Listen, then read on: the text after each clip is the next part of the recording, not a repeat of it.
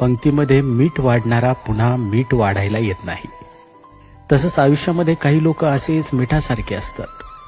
प्रत्यक्षात त्यांच्या असण्यानं कदाचित काही फरक पडणार नाही, पण त्यांच्या नसण्यानं खूप फरक पडतो. त्यामुळे तुम्हाला तुमच्यासाठी महत्त्वाच्या वाटणाऱ्या लोकांना जपा, कारण आयुष्याच्या पंक्तीमध्ये ते कदाचित पुन्हा येणार नाहीत. हिशोब कधी ठेवलाच नाही मी, किती मिळालं किती गमावलं याचा.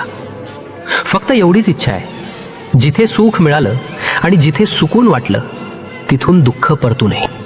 की हिमतीचा होऊ दे सूर्य उदय आणि अंधारावर मात दे. एकटं लढतंय लेकरू तुझं, तू आशीर्वादाचा हात दे. आणि आई बापाचे स्वप्न मी नक्कीच एक दिवस पूर्ण करेल.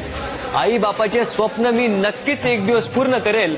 फार काही नको देवा, फक्त प्रयत्नांना साथ दे. पुस्तकातून शिकायला गेलं तर झोप येते आणि आयुष्यानं शिकवलं तर झोपच उडून जाते.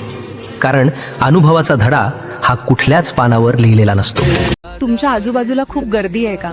खूप मित्रमैत्रिणी आहेत, पण संकट आलं की त्यातले किती जण फोन उचलतात? बघा, पार्ट्या करायला आणि फिरायला तर सगळेच येतात, पण जो तुमच्या पडत्या काळात खांद्यावर हात ठेवून म्हणतो काळजी नको करू, मी आहे ना, बघ तोच खरा मित्र.